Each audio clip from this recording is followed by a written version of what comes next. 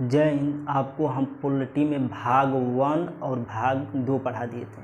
भाग 1 में था आपका क्या, संघ एवं उसके राज्य क्षेत्र, जिसकी चर्चा था उसमें कह सकते आर्टिकल 1 से 4 तक उसमें चर्चा दिया था। और भाग 2 में था क्या, भारत की नागरिकता, इंडियन सिटीजनशिप, उसकी जो चर्चा थी 5 से 11 तक था। आज हम पढ़ाएंगे आपको भाग 3, जिसका नाम है फंडामेंटल राइट, जिसे हम कहते हैं मूल अधिकार, इसे मौलिक अधिकार भी कहते हैं। इसकी जो चर्चा है आर्टिकल 12 से 35 तक है। आपको आर्टिकल 11 तक पढ़ा दिए थे, अब इसमें हम पढ़ाएंगे आर्टिकल 12 से 35 तक दिया है। इसकी चर्चा इसमें हम पढ़ाएंगे डिटेल से। सबसे पहले हम देख ले कि मूल अधिकार होता क्या है। मूल अधिकार एक ऐसा अधिकार है, ना कोई सरकार छीन सकती है, ना कोई व्यक्ति छीन सकता है। मूल अधिकार को ना सरकार छीन सकती है, ना कोई व्यक्ति छीन सकता है। ये व्यक्ति के जीवन जीने के लिए बहुत ज़रूरी होता है। अगर आप किसी व्यक्ति का आप मूल अधिकार छीन लेते हैं तो उसका जीवन नहीं, क्या होता है, नर्क हो जाता है। जैसे मान लेते हैं कि आप किसी का पैर हाथ मार कर तोड़ दिए या कोई अपराध कर दिए हैं, तो आपको पुलिस कहाँ ले जाती है, थाने में ले जाती है। थाने के बाद आपको कोर्ट ले जाती है, कोर्ट आपको क्या करती है, जेल में डाल देती है। तो जेल में आपकी जो कह सकते हैं मूल अधिकार जो होता है आपके क्या हो जाते हैं, समाप्त हो जाता है। माने आपके अधिकार को छीन लिया जाता है, जेल में क्या होता है, छीन लिया जाता है।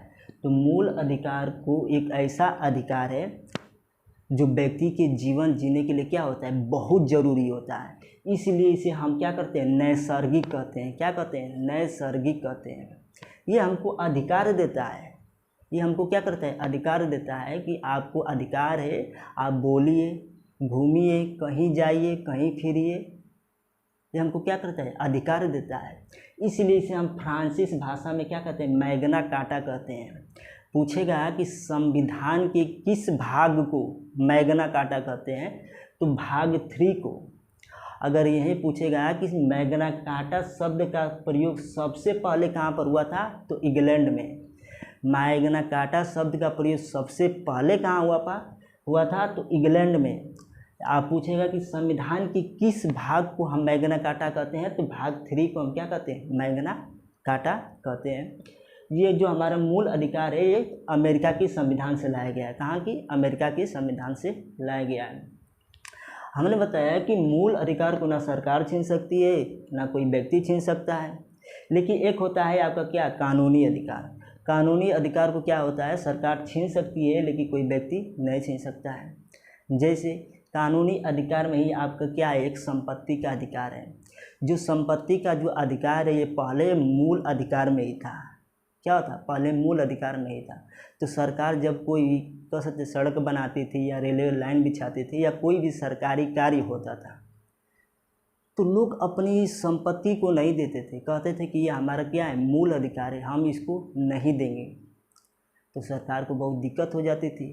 अब मान लेते हैं कि ये रेलवे लाइन क्या हो रही है, बिछा रही है सरकार, बीच में किसी का संपत्ति आ गई, वो कह रहा है कि हम नहीं देंगे, भैया मोड़ के ले जाइए। तो उसके उतनी संपत्ति के लिए रेलवे लाइन को घुमा कर ले जाना पड़ता था।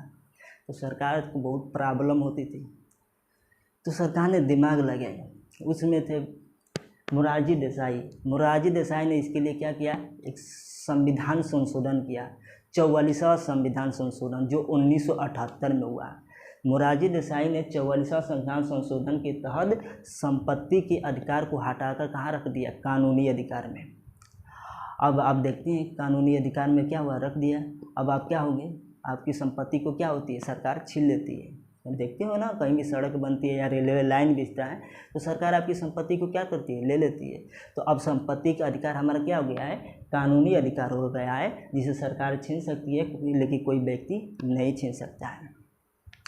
लेकिन कभी कभी आपका जो मूल अधिकार होता है किसी के जीवन के लिए घातक हो जाता है या देश के लिए घातक साबित हो जाता है।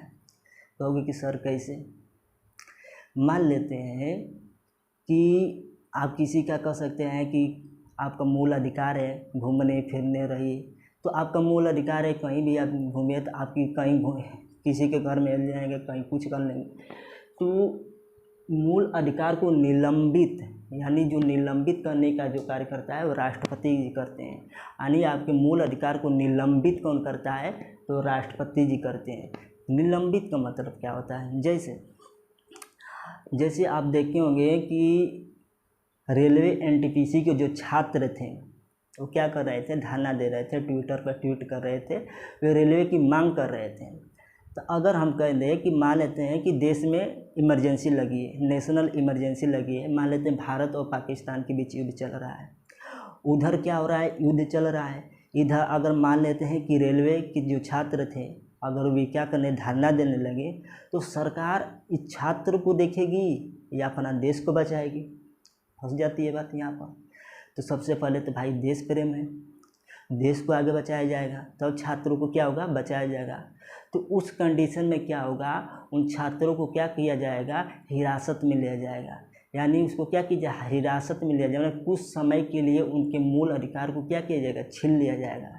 कब, कुछ समय के लिए। तो आपके मूल अधिकार को कुछ समय के लिए छीन लेना यानी निलंबित करना। अगर आपके अधिकार को कुछ समय के लिए छीना जा रहा है तो उसे हम क्या कहते हैं, निलंबित कहते हैं। और ये कार्य कौन करते हैं, राष्ट्रपति जी करते हैं। लेकिन कभी कभी आपके मूल अधिकार को पूरे जीवन भर के लिए क्या किया जाता है, छीन लिया जाता है, तो उसे हम क्या कहते हैं, प्रतिबंध। ये कार्य कौन करता है, संसद करते हैं। मूल अधिकार को कुछ समय के लिए छीनना कौन क्या कहलाता है, निलंबित, वो कौन करते हैं, राष्ट्रपति जी करते हैं। लेकिन आपके अधिकार को हमेशा के लिए छीन लेना है यानी प्रतिबंध लगा देना, ये कार्य कौन करती है, संसद करती है। कहोगे कि सर कैसे मूल अधिकार को हमेशा के लिए छीन लिया जाएगा। आप जैसे कश्मीर के एक व्यक्ति थे जिनका नाम था यासीन मलिक, क्या थे, यासीन मलिक थे। वे कश्मीरी व्यक्ति थे, वे अपने आप को महात्मा गांधी कहते थे। वे कहते थे कि हम अहिंसक तरह से हम कश्मीर को आज़ाद कराना चाहते हैं। क्या करते हैं, कश्मीर को आज़ाद कराना चाहते हैं। अरे चूतिया बकलून, उसके ऊपर जानते हो कितने केस दर्ज है, 9 केस दर्ज है। उसके ऊपर कितना मुकदमा दर्ज है, 9। पहला गलती काम ये किया है कि कश्मीर से पीओके पार करते हुए पाकिस्तान गया और वहाँ पर पाकिस्तान में क्या किया, ट्रेनिंग लिया हथियार चलाने की, और वहाँ से 3 आतंकवादियों को लेकर कश्मीर आया और कश्मीर के लोगों को क्या किया, हथियार चलाने की ट्रेनिंग देता था। तो उसके तहत पहली गलती वो किया था। दूसरी गलती ये कि हमारे एयरफोर्स के 4 जवानों को क्या किया था, गोली से मार दिया था। क्या किया था, गोली से मार दिया था। और तीसरी गलती ये किया था कि वो पाकिस्तान के एक व्यक्ति थे, गृह मंत्री थे, उनकी बेटी का अपहरण कर लिया था। तो उसके ऊपर क्या है, 9 मुकदमे दर्ज है। तो भारत सरकार ने क्या किया, उसको आजीवन कारावास कर दिया। माने आजीवन कारावास का मतलब जीवन भर के लिए क्या किया गया है, उसको कारावास कर दिया गया है। उसको अभी वो क्या है, तिहाड़ जेल में बंद है। जब तक जीवित रहेगा तब तक क्या किया जाएगा, वो जेल ही में रहेगा। तो आपके मूल अधिकार को हमेशा के लिए क्या किया जाएगा, छीन लिया जाएगा। यानी कि इसको कहते हैं प्रतिबंध। एक कार्य कौन करता है, संसद करता है। लेकिन आपके मूल अधिकार को कुछ समय के लिए छीन लिया जाता है यानी निलंबित किया जाता है, तो कोई कार्य कौन करते हैं, राष्ट्रपति जी करते हैं। लेकिन हम कह देंगे, अगर मान लेते हैं आपकी गलती कभी क्या हो, गलत साबित हो जाती है, आप गलती नहीं किए रहते हैं, लेकिन क्या हो जाता है, तब भी आप क्या करते हैं, फंस जाते हैं। मान लेते हैं आप किसी का क्या कहते हैं, पैर हाथ मार कर तोड़ देते हैं, तो पुलिस आपको कहाँ ले जाएगी, थाना पर ले जाएगी। और थाना की बात कहाँ पर ले जाएगी, कोर्ट ले जाएगी। तो कोर्ट में जाएंगे आप, तो कोर्ट में आपको क्या है, रक्षक है, यानी आपके मूल अधिकार को कोई क्या कर रहा है, छीन रहा है। तो आप उसके लिए क्या है, रक्षक है, यानी कह सकते हैं बचा सकते हैं। कहाँ पर, सुप्रीम कोर्ट और हाई कोर्ट में। कहाँ पर, सुप्रीम कोर्ट और हाई कोर्ट में। माने क्या है, वाद दियोगे, माने वाद विवाद कर सकते हैं वहाँ के जज से, सुप्रीम कोर्ट के या हाई कोर्ट के जज से वाद विवाद कर सकते हैं। जज साहब पूछेंगे क्यों किया, हम इसलिए किए, क्यों मारे, इसलिए मारे। माने आप क्या है, वाद दियोगे। प्रवर्तनीय है यानी इन्फोर्स कर सकते हैं। क्या है, परिवर्तनीय है यानी इन्फोर्स कर सकते हैं। तो मूल अधिकार के लिए आप क्या है, रक्षक है। कहाँ पर, सुप्रीम कोर्ट और हाई कोर्ट के लिए। ठीक। तो इतनी बात समझ में आ गई। सबसे पहले हम देख लेते हैं क्या आर्टिकल 12 क्या करता है। आर्टिकल 12 की बात, आर्टिकल 12 हमें क्या देता है, परिभाषा देता है। क्या देता है, परिभाषा देता है। परिभाषा क्या देता है, परिभाषा ये देता है कि कहता है कि कोई भी स्टेट यानी राज्य, कहता है कि कोई भी स्टेट यानी राज्य समाज के लिए कोई ऐसा नियम कानून न बनाए कि समाज के लिए क्या हो, घातक हो। कोई भी स्टेट या राज्य समाज के लिए कोई ऐसा नियम कानून न बनाए कि समाज के लिए क्या हो, घातक हो, लेकिन समाज को एक अच्छे ढंग से चलाने के लिए अपने हिसाब से क्या कर सकती है, कुछ नियम कानून बना सकती है। तो अब स्टेट में आएगा कौन, गुजरात, महाराष्ट्र, ये सब। तो संविधान में स्पष्ट कहा गया है कि स्टेट का मतलब होता है central government, state government, local government, electric board, ONGC. State का मतलब क्या होता है भाई, इलेक्ट्रिक बोर्ड क्या है, एक स्टेट है, वो अपने खुद पैसे से खड़ी हुई है, वो अपने कर्मचारियों को खुद पैसा देती है। एयरपोर्ट ले लो, एयरपोर्ट अपने कर्मचारियों को खुद पैसा देता है। रेलवे वाले ले लो, रेलवे भी क्या है, एक स्टेट है, वो अपने कर्मचारियों को क्या करता है, अपने यहाँ से पैसा देता है। तो स्टेट का मतलब क्या होता है, central government, state government, local government, electric board या एनजीसी। जैसे इलेक्ट्रिक बोर्ड की बात करें, जैसे इलेक्ट्रिक बोर्ड, जैसे आपके गांव में बहुत से आप देखते होंगे कि गांव में लोग बहुत ज़्यादा क्या करते हैं, बिजली चोरी चलाते हैं। देखते हो कि बहुत से लोग क्या करते हैं, चोरी में बिजली चलाते हैं। तो आपके गांव में ही आपके क्या है, लोकल गवर्नमेंट है, यानी प्रधान जी हैं। तो क्या प्रधान जी कभी आकर कहते हैं कि आप चोरी में क्यों बिजली चला रहे हैं, क्यों नहीं कहते हैं, क्यों नहीं कहते हैं, क्योंकि उनका वो कार्य नहीं है, ये इलेक्ट्रिक बोर्ड का कार्य है। इलेक्ट्रिक बोर्ड वाले आएंगे चेक करने कि कौन बिजली चोरी में चला रहा है, कौन बिजली बिल जमा कर रहा है, कौन नहीं जमा कर रहा है। ये क्या है, कौन लाइट मंजूर किया है, कौन नहीं किया, ये किसका कार्य है, इलेक्ट्रिक बोर्ड का कार्य है। सेंट्रल गवर्नमेंट का कार्य नहीं है, स्टेट गवर्नमेंट का कार्य नहीं है, लोकल गवर्नमेंट का काम नहीं, ये इलेक्ट्रिक बोर्ड का कार्य है, ये इलेक्ट्रिक बोर्ड देखती है। एयरपोर्ट ले लो, एयरपोर्ट, जैसे एयरपोर्ट के अगर पास में आपकी ज़मीन है ना, तो वहाँ पर 4 तल्ला 5 तल्ला मकान नहीं बना सकते हैं। अगर आप बनाएंगे तो उसको कौन रोकेगा, एयरपोर्ट अथॉरिटी रोकेगी। भाई आप एयरपोर्ट के पास बगल में अगर 4 तल्ला 5 तल्ला अगर मकान बनाते हैं तो किसी भी जहाज़ को उतरने में, लैंड होने में क्या होगी, दिक्कत होगी। तो उस कार्य को कौन रोके, एयरपोर्ट अथॉरिटी है, उसके लिए आप सेंट्रल गवर्नमेंट और लोकल गवर्नमेंट तो आएगी ही नहीं, उसको कौन देखेगी, एयरपोर्ट अथॉरिटी। लोकल गवर्नमेंट मान लेते हैं प्रधान जी होंगे, गांव के मुखिया होंगे। जैसे गांव में कोई मान लेते हैं क्या है, सड़क है, कोई चीज़ क्या है, सड़क है। अगर किसी का ज़मीन अगर सड़क के दोनों किनारे हो और दोनों किनारों रहे, मान लेते हैं क्या हमारी सड़क है और सड़क किनारे मान लेते हैं इधर भी आपके क्या है, ज़मीन है। आप सोच रहे हैं हम यहाँ पर भी मकान बना लें, यहाँ पर मकान बना लें और दोनों को हम क्या करें, एक ब्रिज के माध्यम से जोड़ दें। तो भाई कोई भी साधन आए जाएगा इस रास्ते पर तो क्या होगा, दिक्कत होगा। तो इस कार्य को रोकने का कार्य किसका है, प्रधान जी का है। कौन करेंगे, प्रधान जी रोकेंगे कि भाई मत बनाओ। ये क्या है, लोकल गवर्नमेंट का काम है। लोकल गवर्नमेंट रोकेगी और लोकल गवर्नमेंट आपको कहाँ पर ले जाएगी, ये ऊपर तक पहुँचाएगी, तब ना central government supreme court, high court तक जाएगा मामला। ये क्या है, लोकल गवर्नमेंट का काम है। इसी तरह क्या होता है, स्टेट गवर्नमेंट का भी क्या, बहुत से ऐसे नियम कानून है। स्टेट गवर्नमेंट भी आपके लिए कोई ऐसा नियम कानून नहीं बनाती है कि आपके क्या हो, जीवन के लिए घातक हो, लेकिन आपको एक अच्छे ढंग से, समाज को एक अच्छे ढंग से चलाने के लिए क्या करती है, कुछ नियम कानून बना देती है। सेंट्रल गवर्नमेंट भी वही कार्य करती है। आपकी ऐसा नियम कानून नहीं बनाती है कि आपका क्या हो, पूरा अधिकार ही खत्म हो जाए। लेकिन हाँ, कोई इमरजेंसी आ जाती है, कोई क्या होता है, इमरजेंसी आ जाता है तो आपके मूल अधिकार को छीन लिया जाता है। जैसे आपका कोरोना के समय आपके पूरे मूल अधिकार को क्या किया जाता है, छीन लिया गया था। आपको क्या किया है, घर से बाहर कहीं जाने होने से एकदम रोक लिया जाता है, यानी पूरे आपके मूल अधिकार को क्या किया जाता है, छीन लिया जाता है। तो ये इमरजेंसी के समय हुआ था, क्या इमरजेंसी के। तो अगर कोई इमरजेंसी लगती है तो सरकार क्या कर सकती है, वैसा नियम कानून बना सकती है। तो क्या है, सब स्टेट ही है, क्या है, स्टेट है। तो आर्टिकल 12 समझ गए। आर्टिकल यानी अनुच्छेद 13 की बात करते हैं। क्या, अनुच्छेद 13। अनुच्छेद 13 कहता है कि भाग 3 यानी मूल अधिकार, ये हमको आज़ादी देता है। क्या करता है, आज़ादी देता है कि आपको आज़ादी है, आप घूमिए फिरिए रहिए कहीं भी जाइए, आपको आज़ादी है, लेकिन आपकी आज़ादी से किसी दूसरे को क्या हो, तकलीफ़ ना हो। अगर आपकी आज़ादी से किसी दूसरे को क्या हो, तकलीफ़ हो रहा है, यानी समाज के लिए घातक हो रहा है, तो आपके मूल अधिकार को अल्पीकरण का मतलब क्या किया जाएगा, कम कर दिया जाएगा, तब जब आपकी क्या हो, संगत अच्छा ना हो, यानी आपकी व्यवहार क्या हो, असंगत हो, क्या हो, असंगत हो।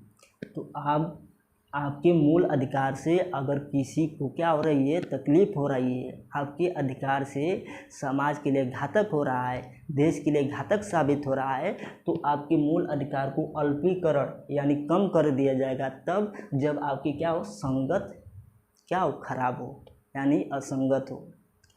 और सुप्रीम कोर्ट ये भी कहती है कि संविधान, क्या, संविधान के लागू होना, यानी संविधान हमारा कब लागू हुआ था, 1950 को, संविधान हमको 1950 को लागू हुआ था। कह रहा है कि संविधान के लागू होने से पहले, यानी प्री कॉन्स्टिट्यूशन, संविधान के लागू होने से पहले यानी प्री कॉन्स्टिट्यूशन जितने नियम कानून बने थे वो सब रहेंगे, बशर्ते इतना कि वो हमारे वर्तमान में मूल अधिकार पर क्या हो, प्रभावित न कर रहा हो।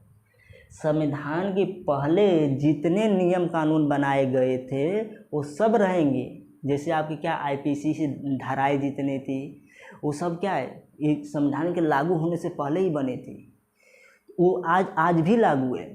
तो वहीं हमारा संविधान कहता है आर्टिकल 13 कि संविधान के लागू होने से पहले जितने भी नियम कानून बने थे वो सब रहेंगे, बशर्ते इतना कि वो हमारे वर्तमान में मूल अधिकार को क्या कर रहा हो, प्रभावित न कर रहा हो। इसी में था आपका क्या, पर्सनल लॉ, जो 1937 में आया था। क्या, पर्सनल लॉ।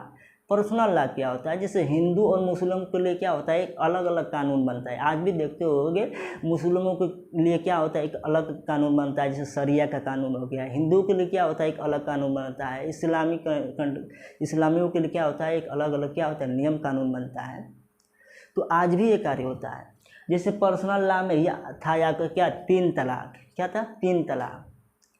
पर्सनल लॉ में ही था आपका 3 तलाक, 2019 में ख़त्म कर दिया गया था। यहाँ हम आगे पढ़ाएंगे। तो 3 तलाक में क्या था कि सायरा बानू के जो एक पति थे उनको क्या किया, तलाक दे दिया था। क्या दिया था, तलाक दे दिया था। तो सायरा बानू ने क्या किया, सुप्रीम कोर्ट में भारत सरकार के खिलाफ ही क्या की, केस कर दी। क्या की, केस कर दी। तो जितने मौलाना साहब थे वो सब कहाँ चले गए, कोर्ट में चले गए। तो और जाकर कह रहे हैं कि जज साहब ये जो 3 तलाक है ये पर्सनल लॉ का मैटर है। क्या है, पर्सनल लॉ का मैटर है, आप इसमें हस्तक्षेप क्यों कर रहे हैं। तो सुप्रीम कोर्ट ने कहा कि जाके संविधान पढ़िए, संविधान में स्पष्ट कहा गया है कि संविधान के लागू होने के पहले जितने भी नियम कानून थे वो सब रहेंगे, बशर्ते इतना कि वो वर्तमान में मूल अधिकार को प्रभावित न कर रहा हो। तो जो 3 तलाक था वो किसी एक महिला की लाइफ को यानी ज़िंदगी को क्या कर रहा था, बर्बाद कर रहा था। देख रहे होंगे कि बहुत ऐसे लोग थे क्या कर रहे थे, तलाक देते थे अपनी पत्नियों को। तो क्या होता था, एक महिला की ज़िंदगी यानी उसका ज़िंदगी क्या एक मूल अधिकार ही है, तो उसकी ज़िंदगी को क्या कर रहा था, बर्बाद कर रहा था। तो 3 तलाक को क्या किया गया, ख़त्म कर दिया। कब, 2019 में। आगे हम पढ़ाएंगे 3 तलाक क्या है, क्या है, 2019 में ख़त्म कर दिया। अभी तलाक ख़त्म नहीं हो, तलाक 3 प्रकार का होता है, तलाक हसन, तलाक अहसन, तलाक बिद्दत। तो तलाक बिद्दत जो था उसको ख़त्म कर दिया गया है। क्या है, तलाक ये तलाक बिद्दत था, 12वीं शताब्दी में आया था। ये किसी महिला की लाइफ को क्या कर देता था, बर्बाद कर देता था, इसलिए इसको क्या किया गया, ख़त्म कर दिया गया। और एक और था एजुकेशन एक्ट भी आया था एक। इसमें क्या होता था कि दलित जो बच्चे थे, क्या थे, दलित जो बच्चे थे उनको क्या किया जाता है, स्कूल के अंदर बैठाया नहीं जाता था, नहीं स्कूल के बाहर बैठाया जाता था। उसको स्कूल के अंदर क्या किया, बैठाया नहीं जाता था। तो इसको भी क्या किया गया, समाप्त कर दिया गया। और सुप्रीम कोर्ट ये भी कहती है कि सरकार ये भी ध्यान दे कि अब भी कोई ऐसा नियम कानून न बनाए कि हमारे समाज के लिए क्या हो, घातक हो, लेकिन समाज को एक अच्छे ढंग से चलाने के लिए अपने हिसाब से क्या कर सकती है, कुछ नियम कानून बना सकती है। तो अभी देखते हो सरकार क्या करती है, कोई ऐसा नियम कानून नहीं बनाती है कि आपको क्या हो, लाइफ को बर्बाद कर दे, आपके अधिकार को छीन लिया जाए, ऐसा नियम कानून नहीं बनाती है। तो आई बात समझ में। आर्टिकल 12 और 13 भाग 3। अब अगले क्लास में इसका क्या करेंगे, आगे चर्चा करेंगे। ठीक, तब तक के लिए जय हिंद।